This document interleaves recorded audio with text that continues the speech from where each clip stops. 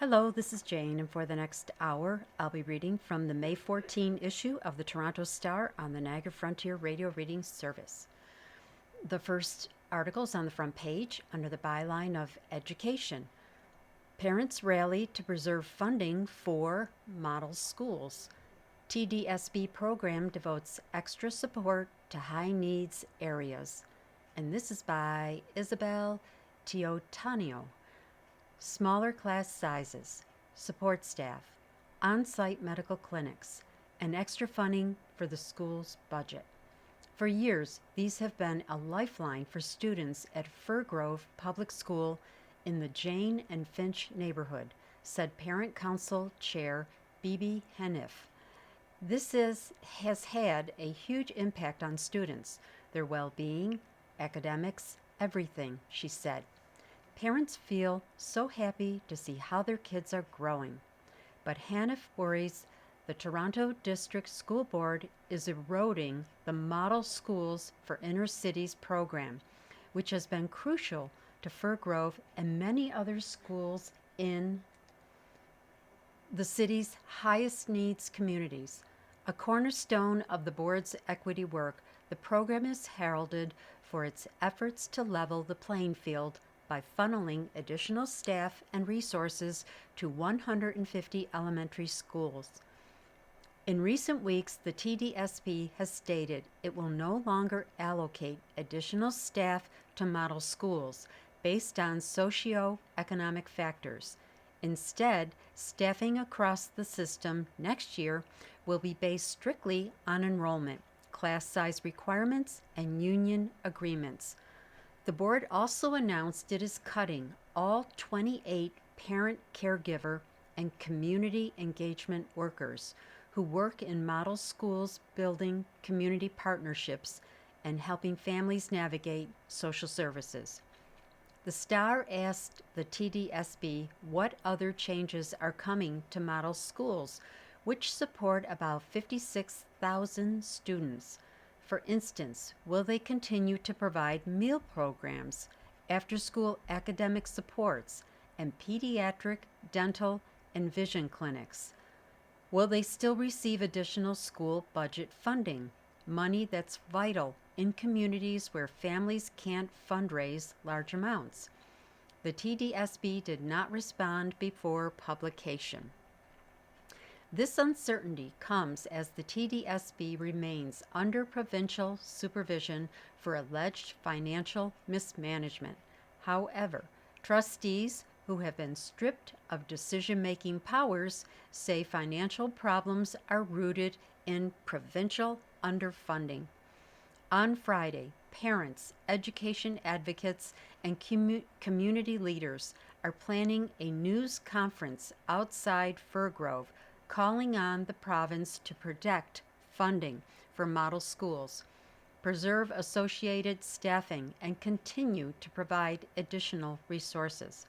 Hanif will be there, noting, "It's important to speak on behalf of my community because a lot of parents feel like they don't have a voice." Trustee Alexis Dawson, one of the organizers, said parents in the city have a huge concern that the Model Schools program is dead, including some in Premier Doug Ford's riding, where 15 out of 19 TDSB elementary schools are model schools. In order for every child to have a fair chance in life, resources need to be distributed equitably where they are needed, not just equally across the board, she said. For all children to have a chance to succeed, this program needs to continue. At Queen's Park, NDP leader Merritt Stiles, a former TDSB trustee, said losing the Model Schools program is going to mean that schools in communities where they really need a little extra support, that support is stripped out. Those are communities where most of our vulnerable students and families live, so it's a terrible move. Model schools grew out of inner city initiatives that date back decades, which directed extra resources towards schools where students face greater barriers affecting academic achievement, such as poverty. To identify those schools, the TDSB and its legacy boards before amalgamation used some version of what is now called the Learning Opportunities Index, or LOI. It ranks schools based on factors including household income, reliance on social assistance, parental education, and single parent families. Schools that rank highest are considered to face the greatest challenges. Fir Grove currently ranks ninth out of 470 elementary schools. The Model Schools program launched in 2006 with key pillars including a culturally responsive curriculum that connected with kids' experiences, supports for students' physical, social, and emotional needs, and integrated community services. While it began with just a handful of schools, Fir Grove among them, it grew to include about 150 schools by 2012. A 2018 TDSB report on the first decade of model schools found the program had a profoundly positive impact on many students, improving overall well-being and contributing to important academic gains, including EQAO reading results. The need for equity programs has only increased over the years, said Jeff Kugler, a former TDSB principal and one of the architects of the program. It's harder to be poor in the city than it used to be, said Kugler, who later became executive director of the Center for Urban Schooling at OISE/University of Toronto. The distance between the wealthiest and the poorest is only getting bigger. Now retired, Kugler said he worries that moving away from an equity-based model will undo decades of progress, warning that by cutting the equity out, you're creating increased inequality. Anna K. Brown, a member of the Jane Finch Education Action Group, is also deeply concerned. One of her children attends Shoreham Public Sports and Wellness Academy, and another goes to Brookview Middle School, schools that rank first and 14th on the LOI, respectively.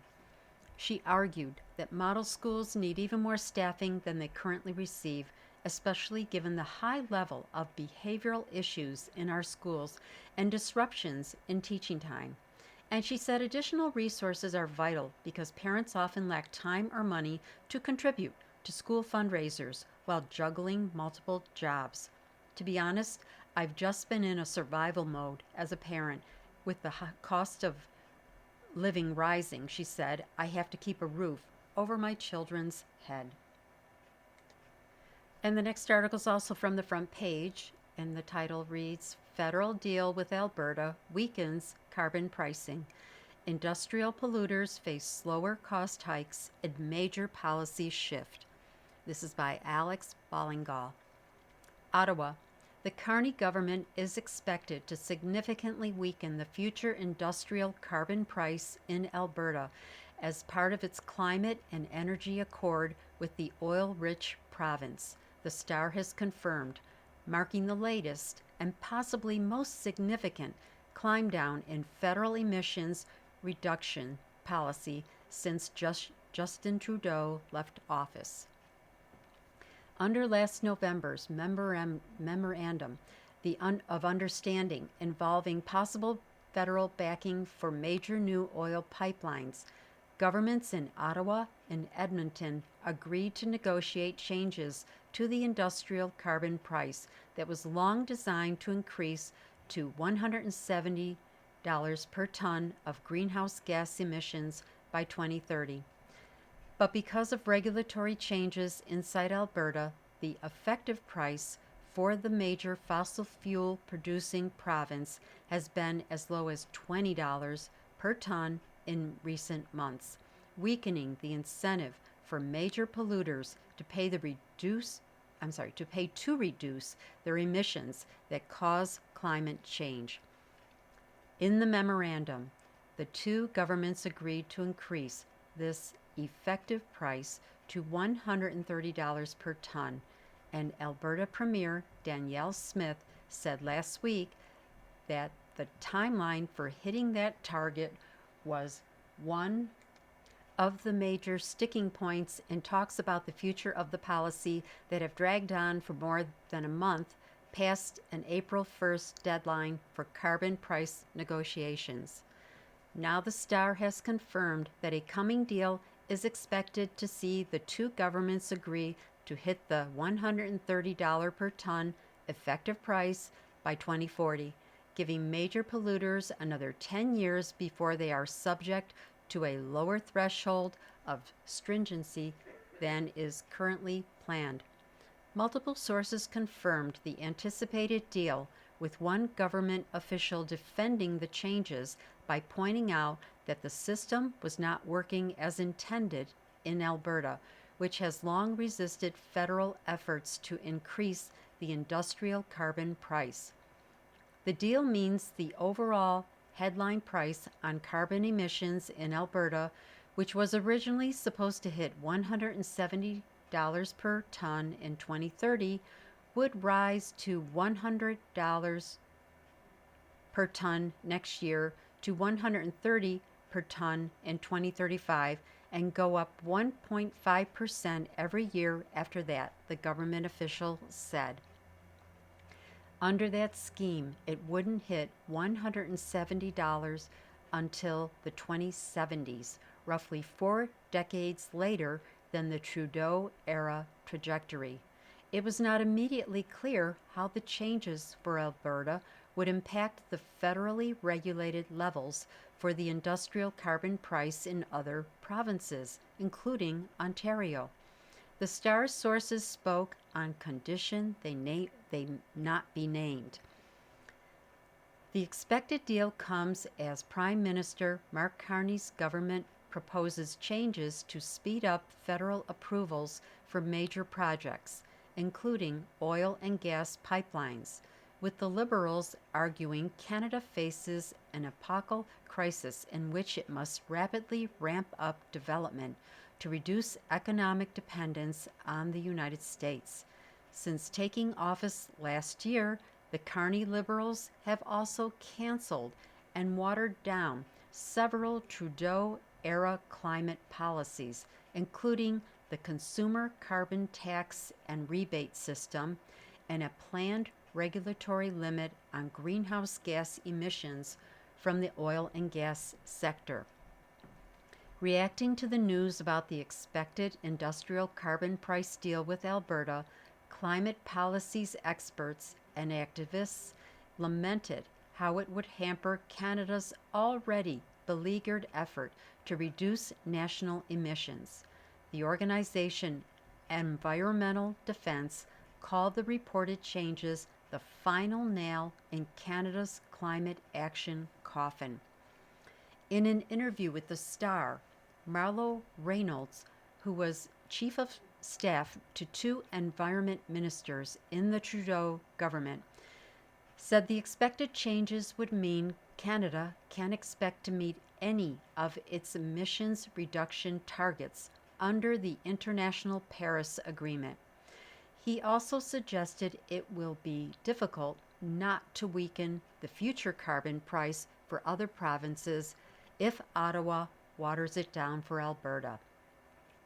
We have a government that has effectively walked away from just about every meaningful policy to reduce greenhouse gas emissions, Reynolds said.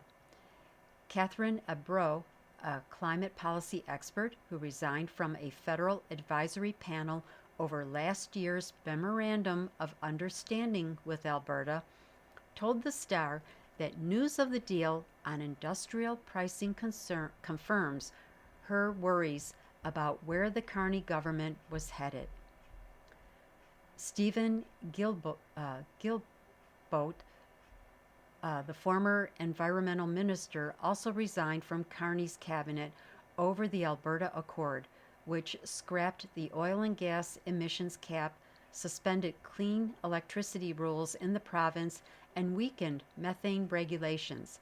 It also included possible federal support to fast-track approval of the major new oil pipeline that Alberta is proposing to run through northern British Columbia to the Pacific coast, a route that would require Ottawa to lift restrictions on heavy oil tanker traffic.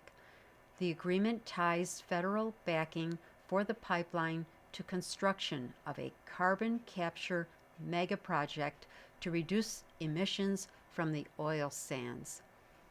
It just feels like this stranglehold that the only way to fix a problem in Canada is to build a pipeline, Abreu said, describing how she feels the Carney government is washing away the policy progress to reduce emissions that occurred in recent years at the federal level. It's painful, she said.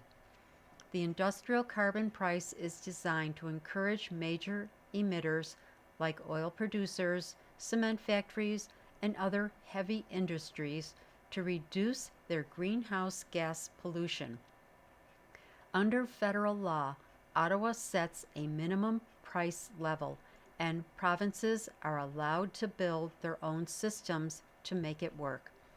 Since last year, the federal Conservatives under Pierre Poilievre have vowed to scrap the entire industrial carbon price, which they claim raises prices and stifles the economy. Major oil sands companies have also said the industrial carbon price hampers the sector's ability to attract investment and grow.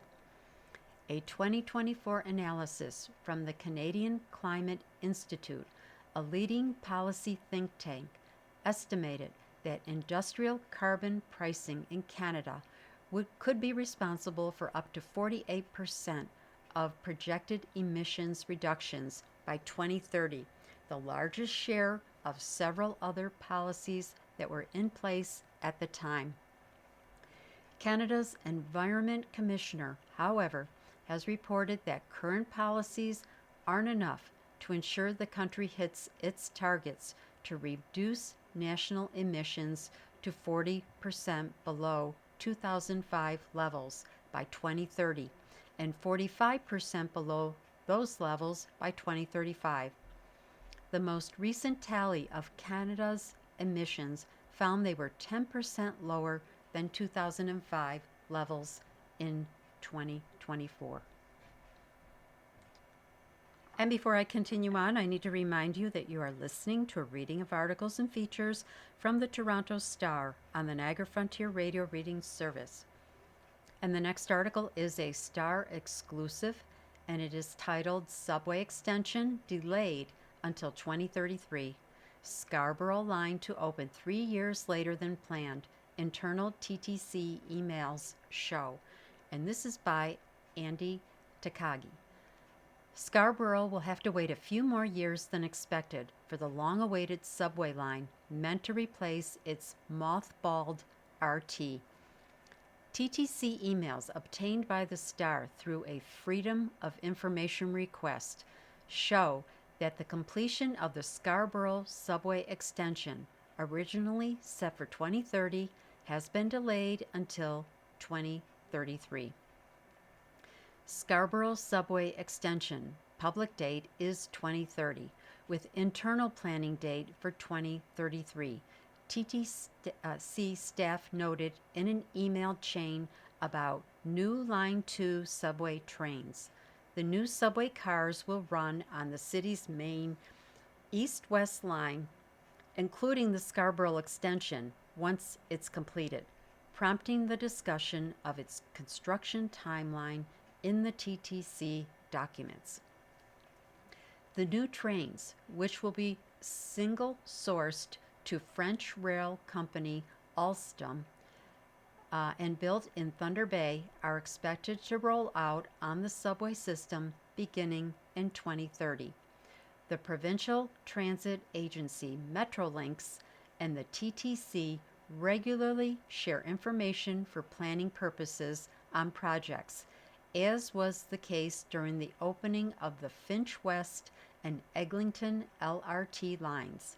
The TTC documents, however, do not explicitly cite Metrolinx as the source of the delayed timeline.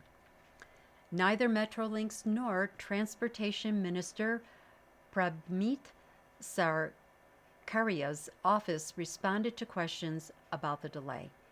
These are TTC documents.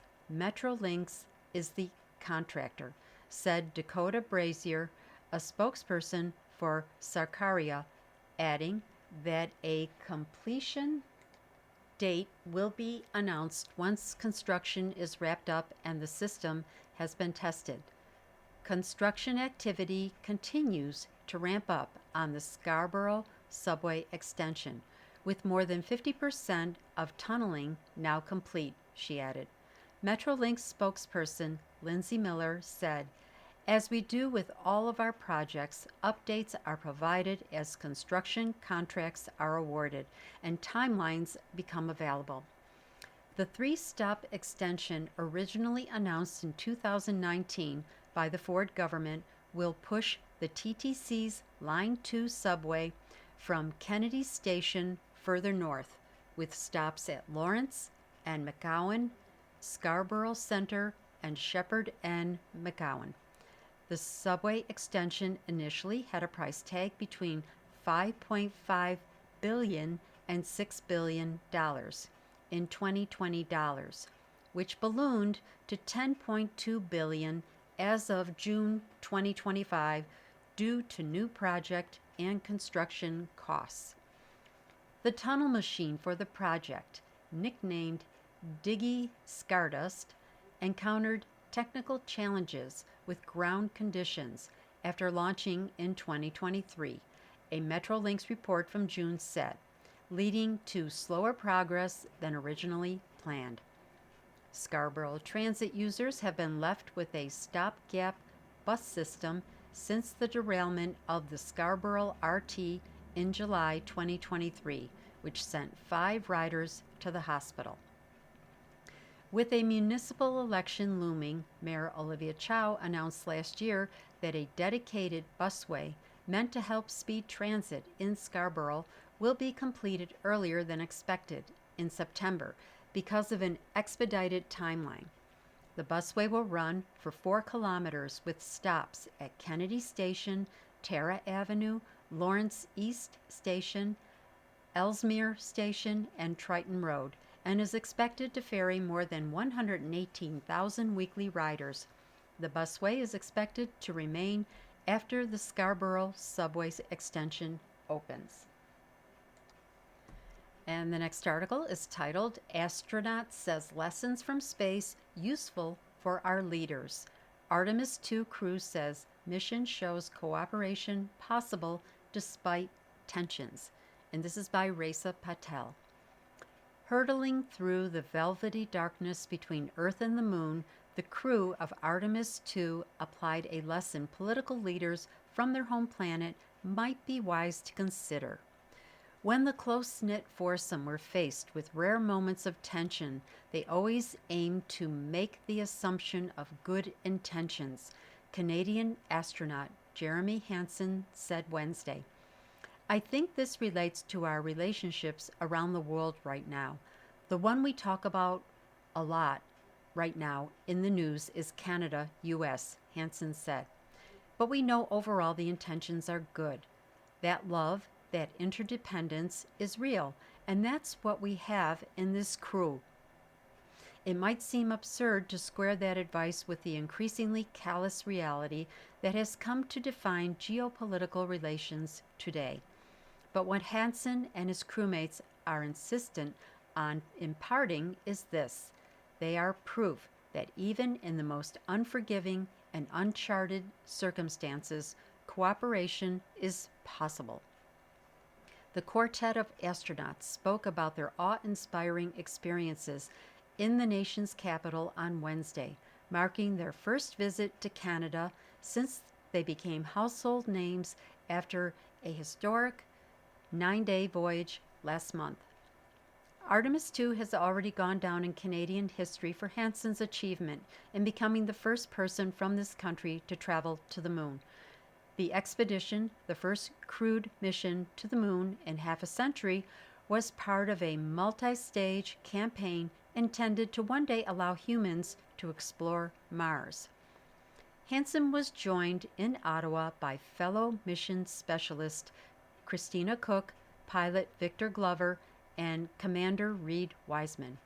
They entered a stage in the National Arts Center to a hero's welcome, receiving a lengthy standing ovation from an audience of infants, children, and adults garbed in makeshift spacesuits and NASA merchandise. Wednesday's event also featured Canadian Space Agency astronaut Jenny Gibbons, who was trained as Hansen's backup and served as the capsule communicator, the person who serves as an intermediary between the spacecraft and mission control during Artemis II. When we talk about it, what it means to have Canada fly in space and what that must have felt like, I just want to say the joy that I felt in observing this mission and following it. I was so proud, Gibbons said. Wiseman said the Canada-U.S. relationship is uniquely positioned to pave the way for future moon and interplanetary travel. We were with the Prime Minister this morning, and the thing that really stood out to me, Jeremy talks about it all the time, is the United States makes space for others to join, especially in the space program, said Wiseman. And it was really dawning on me as I was listening to Jeremy and the Prime Minister talk, all the things that you're doing here and the way you all care for each other and care for us is exactly what we need as we begin a sustainable presence on the lunar surface. Earlier Wednesday, Prime Minister Mark Carney met with the crew, giving each member commemorative silver coins and gifting Hansen the Canadian flag that was flying on the Peace Tower the day Artemis's Orion capsule splashed down in the Pacific Ocean.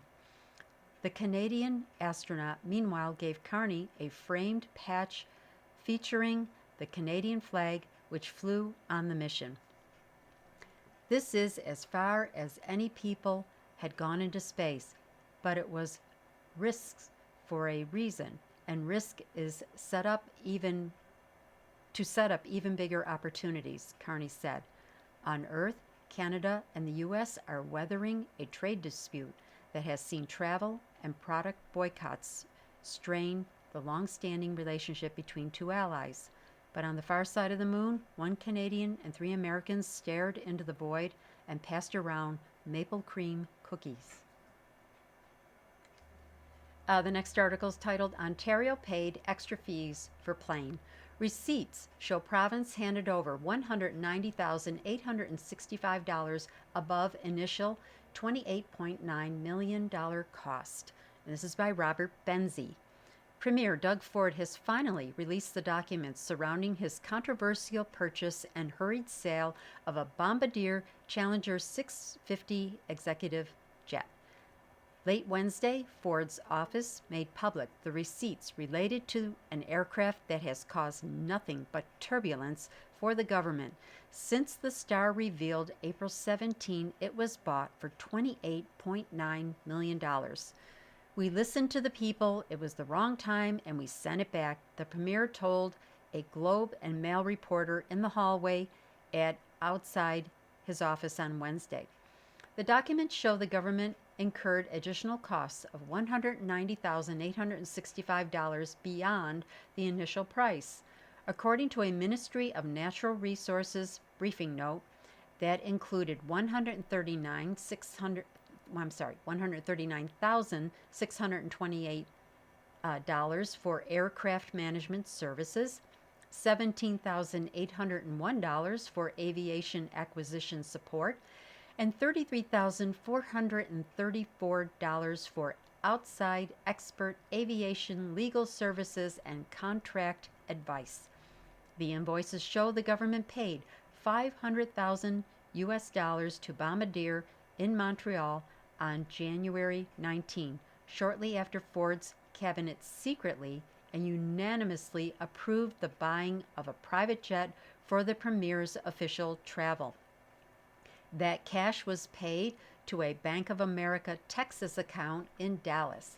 A second payment of $1.5 million plus $195,000 in harmonized sales tax was paid on March 2.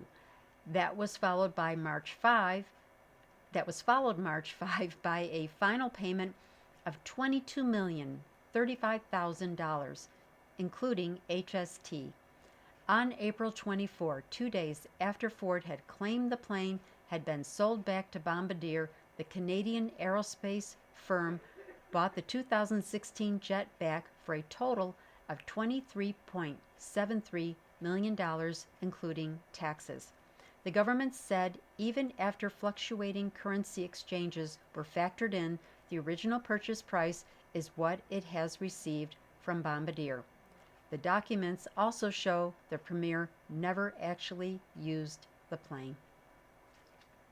And I need to pause one more time to remind you that you're listening to a reading of articles and features from the Toronto Star on the Niagara Frontier Radio Reading Service. The next article is titled Mother Charged with Murder, Girl Almost 2 Years Old, Found Without Vital Signs in Scarborough Home.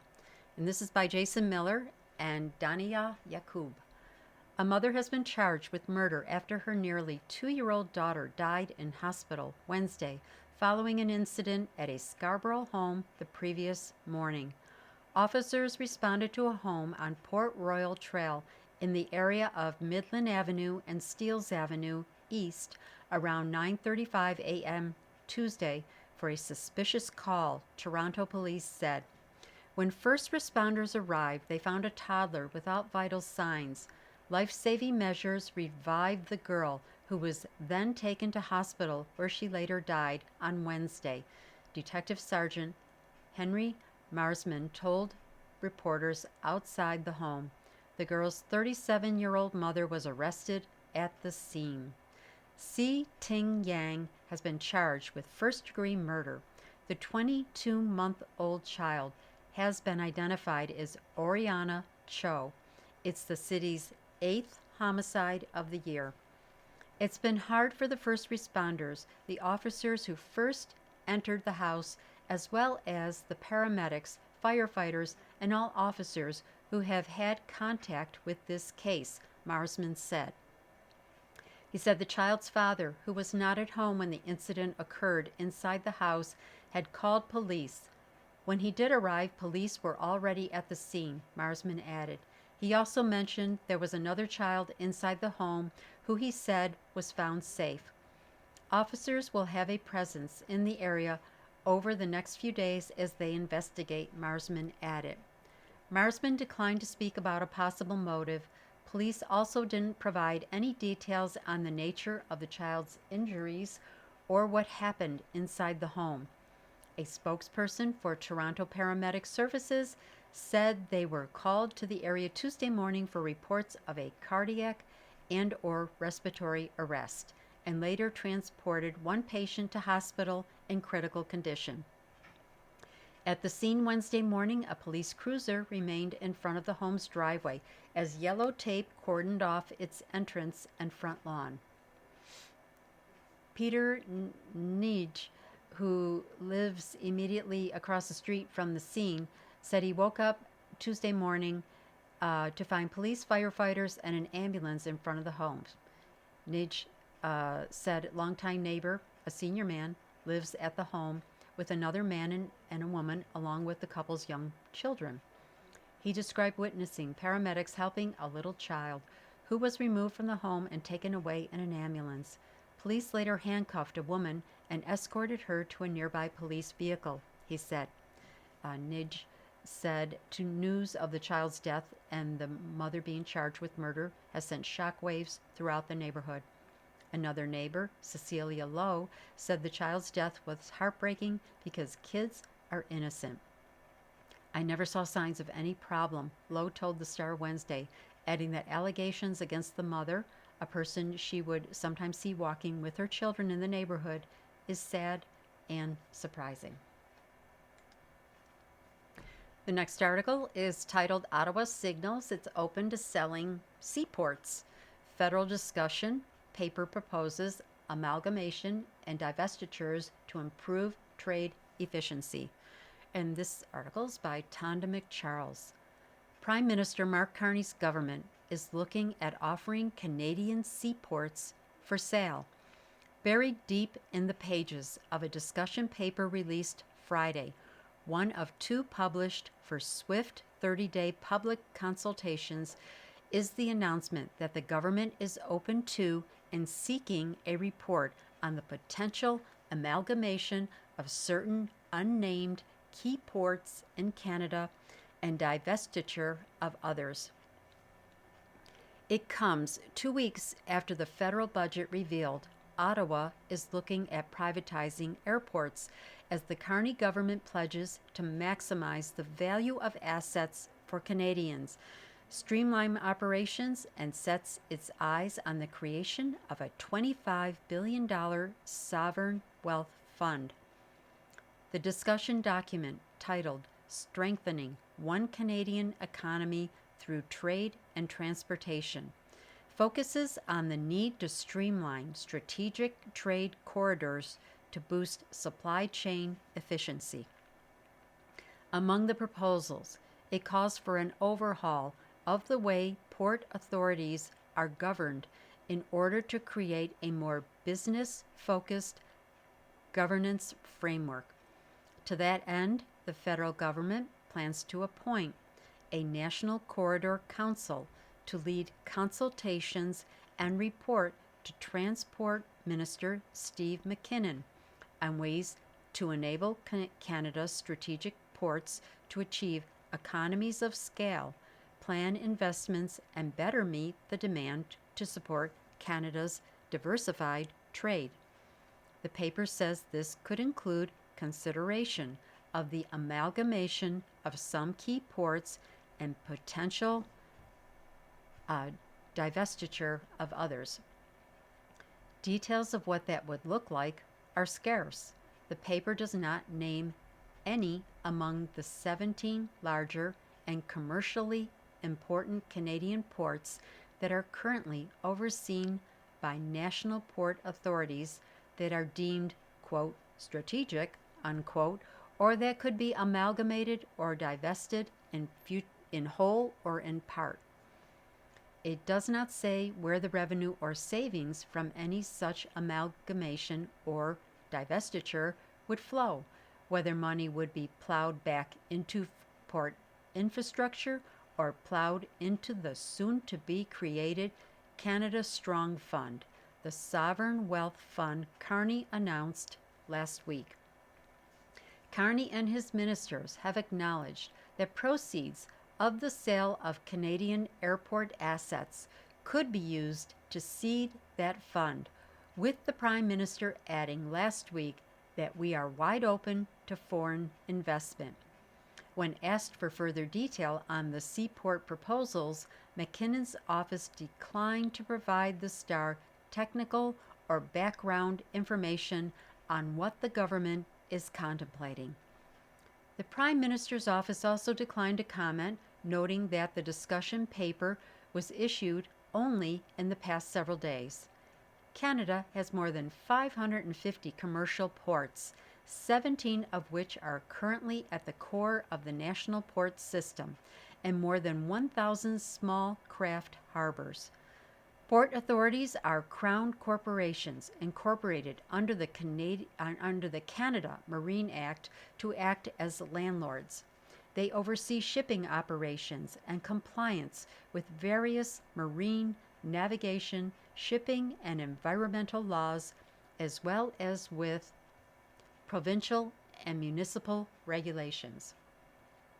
The discussion paper said the government wants to improve transparency around the functioning and strategic direction of the boards of directors for Canadian Ports Authorities. The Association of Canadian Port Authorities, which represents the 17 national port authorities that operate on the east and west coasts and along the St. Lawrence Seaway, said in a brief statement on its website that it welcomed the discussion paper, is encouraged by the opportunity for further engagement with the federal government in the coming weeks, and appreciates the government's recognition of the importance of trade corridors, infrastructure investment, supply chain efficiency, and collaboration with indigenous communities and industry stakeholders. But many questions remain, including who exactly is advocating for further amalgamation or privatization of port lands or operations.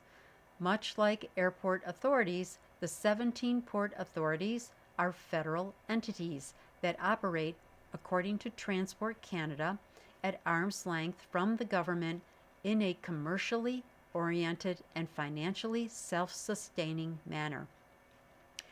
They are non-share corporations with independent boards of directors who set their own strategic direction and manage day-to-day operational decisions.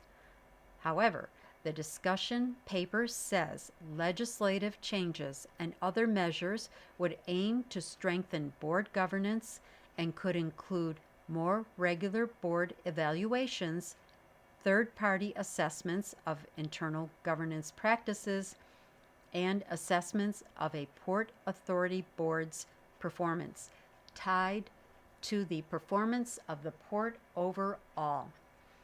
Among other changes under consideration, allowing ports more flexibility to set fees, develop new revenue streams, and allow more borrowing options and partnerships with private and public groups.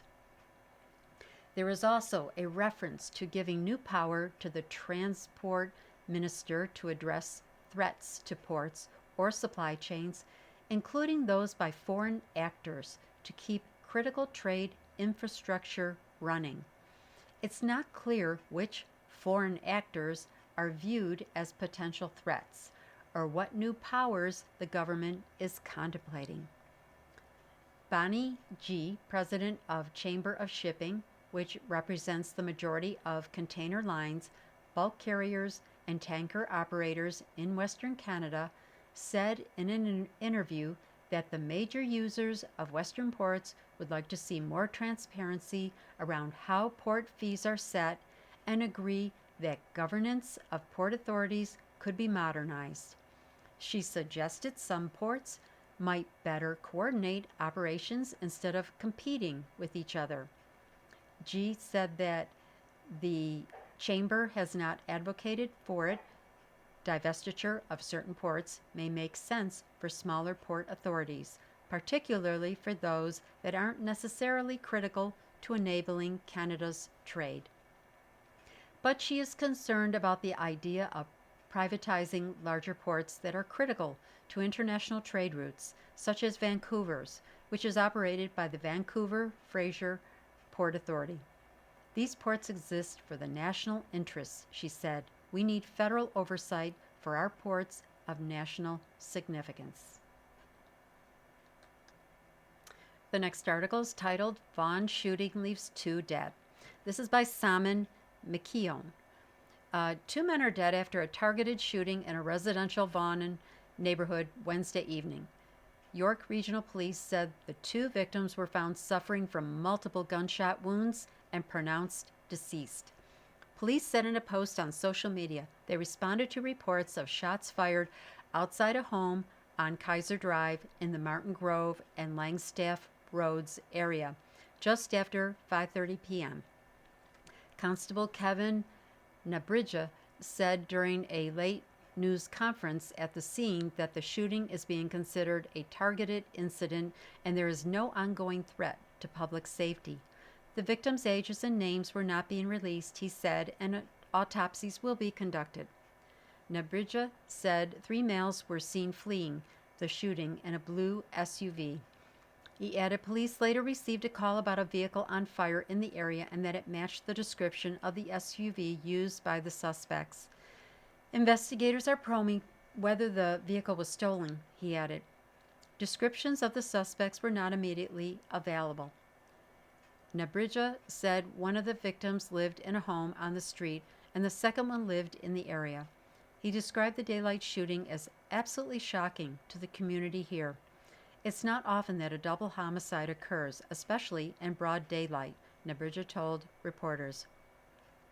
Roughly a dozen police vehicles were at the scene as homicide officers investigated. A drone was flown over the area of the shooting. Police said to expect a large presence of officers in the area. Investigators were seen going in and out of 23 Kaiser Drive and placing markers on the front lawn. And I need to pause one last time to remind you are listening to a reading of articles and features from the Toronto Star on the Niagara Frontier Radio Reading Service. The next article is titled Carney to Unveil Clean Energy Plan. Strategy aims to displace use of fossil fuels for transportation, buildings, and heavy industry. And this is by Tonda McCharles and Alex Ballingall.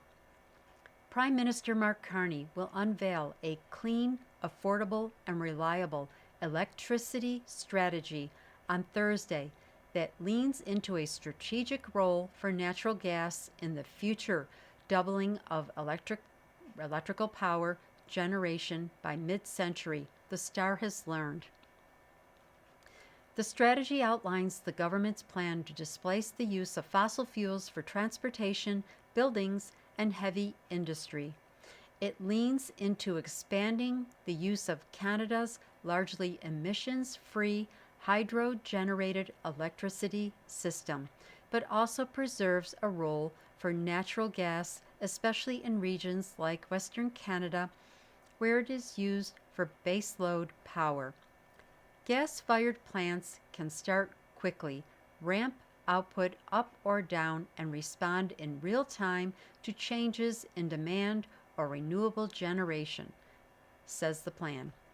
The document claims the new strategy could save Canadians $15 billion in total energy costs, with 7 out of 10 households paying less in energy costs than they do now by 2050. The announcement comes ahead of an expected deal marking progress in the federal government's climate and energy accord with Alberta, and the Liberal government proposes changes to speed up construction of major projects in its effort to ramp up exports and reduce economic dependence on the United States. Part of that deal with Alberta, which was struck last November, involves goals to increase electricity generation for data centers to power artificial intelligence, a frequently cited priority for the federal government across the country. The Alberta Agreement also saw Ottawa suspend Justin Trudeau-era clean electricity regulations in Alberta as the two governments negotiated changes to the industrial carbon price. The document obtained by the Star on Wednesday confirmed the Carney government intends to change those Trudeau-era regulations, but did not specify how. The Star reported Wednesday that the governments are soon expected to announce these talks landed on a deal that will see Alberta agree to increase the effective carbon price for heavy industries over the next 14 years. And we already read that article, so I'm going to skip ahead.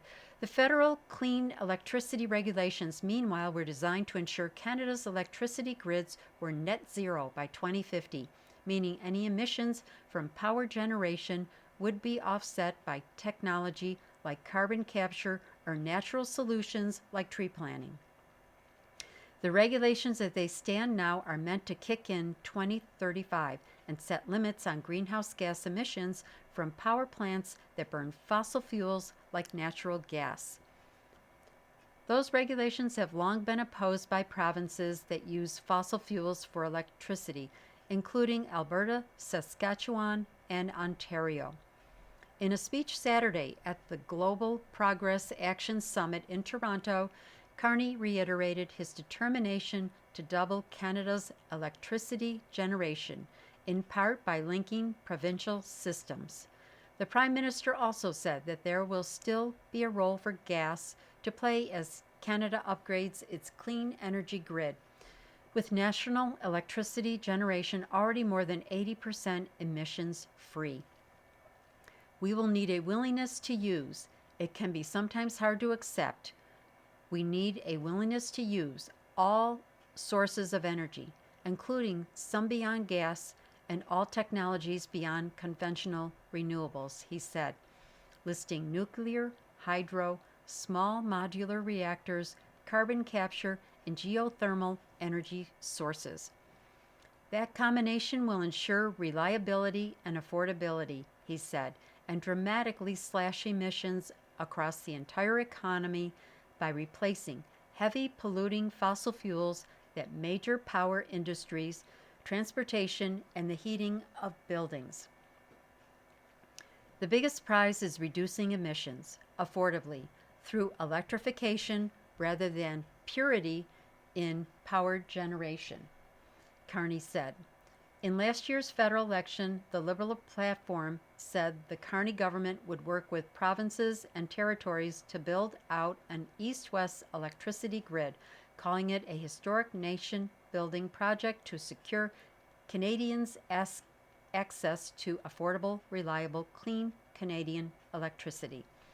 It also pledged to invest in Canada's conventional and clean energy potential so we can reduce our reliance on the United States and build trading relationships with reliable partners.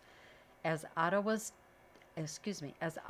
was designing its electricity strategy, it has looked at the roadblocks to a broader upgrade of Canada electricity grid to ensure it is fit for purpose decades down the road.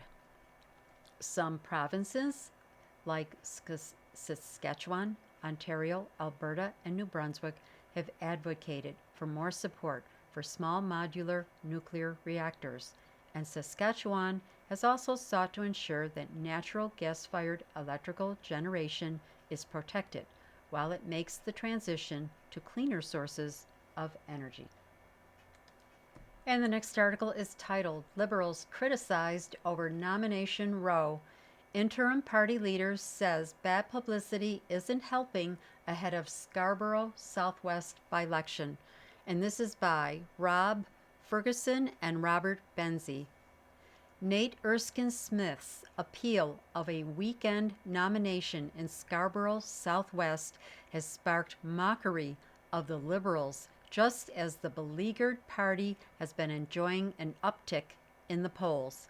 It has also fueled questions as to why Beaches East York Liberal MP, whose own 2014 federal nomination win was challenged, and his team didn't publicly raise concerns during the meeting Saturday. Stung after narrowly losing to Ahsanul Hafiz, owner of 30 Domino's Pizza franchises, Erskine Smith alleged serious irregularities in the balloting, such as voters using Amazon orders and refugee claimant papers as identification. The MP contemplating a bid for the November 21 Ontario Liberal leadership filed his challenge with the provincial party's arbitration committee. In a statement Wednesday, Erskine Smith's campaign insisted had Nate won, he would have called for a full and transparent investigation and serious reforms. Other scrutineers raised concerns about irregularities throughout the day. We are appealing because there was clear rule breaking that should not be allowed to stand, the campaign said. The Liberal drama was welcome news to the governing Progressive Conservatives, who have been sliding in public opinion polls due to a series of controversies, like the purchase of a $28.9 million jet. The deal was later reversed. I find it amazing the Liberals can't even run a nomination, and they want to run the government, Premier Doug Ford told the Globe and Mail's Laura Stone in a brief interview. Asked if there were any lessons to be learned by his Tories about nominations, Ford shook his head and chortled, "No, we're more organized." The Premier also ribbed Erskine Smith for posting a short video with Prime Minister Mark Carney the night before the nomination. "It's amazing the Prime Minister endorsed him, and it still didn't put him over the finish line," joked Ford. The Star has learned the Prime Minister posed for a farewell photograph with Erskine Smith at the Fairmont Royal York Hotel Friday before an event with former U.S. President Barack Obama. But a smartphone video of their brief exchange was posted online by Erskine Smith's campaign. The Prime Minister's office said it was not an endorsement. In the legislature during Wednesday's question period, the Liberals were on their back feet over Erskine Smith's claims. Echoing Ford while fending off criticisms of the jet fiasco, Finance Minister Peter Bethlenfalvy looked to the grit benches and thundered, "If you can't run a nomination meeting, how can you expect to run a province?" Interim Liberal leader John Fraser acknowledged the bad publicity is not helping the party as it prepares for a tough fight in a looming by-election in Scarborough Southwest held by the NDP since 2018. Fraser said there were no concerns raised to him during the voting or the counting on Saturday, and that 2 other losing candidates have not lodged complaints. He chided Erskine Smith for making public his 3-page appeal in a blog on a video instead of letting the party's arbitration committee deal with it. Under party rules, candidates are prohibited from making public allegations of irregularities or misconduct. Fraser, who has repeatedly maintained the voting process was fair, open, and transparent, said all candidates had scrutineers in the voting area where credentials and identifications were checked. He questioned why Erskine Smith's team did not use provisions in the rules to elevate concerns to a higher level while the voting was taking place. On social media during the vote, Erskine Smith encouraged people to cast ballots and reminded them they could do so as long as they were in line by 4 p.m. He did not mention any concerns until after the count showed he lost. His appeal said there were 34 more ballots counted than there were recorded voters, larger than Hafiz's 19-vote margin of victory. "We only became aware of the 30-vote discrepancy the following day," Erskine Smith's campaign said Wednesday.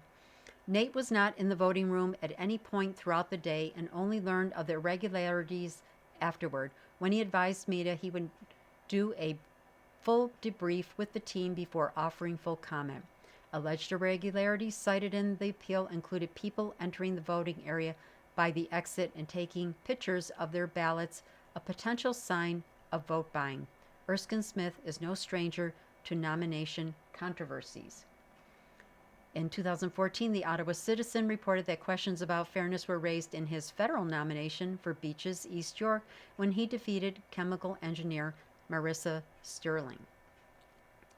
Okay, I'm not going to be able to finish the whole article. I'll just read the last paragraph. "We have always had a strong team in the Bengali community, including both Saturday and back in 2014. Nate's team called out cheating in that 2014 nomination because the integrity of the process matters. This issue was recently the subject of a litigation in which Nate won at trial," the campaign said. And I will finish with, you've been listening to a reading of articles and features from the May 14 issue of the Toronto Star. Your reader has been Jane. Thank you for listening.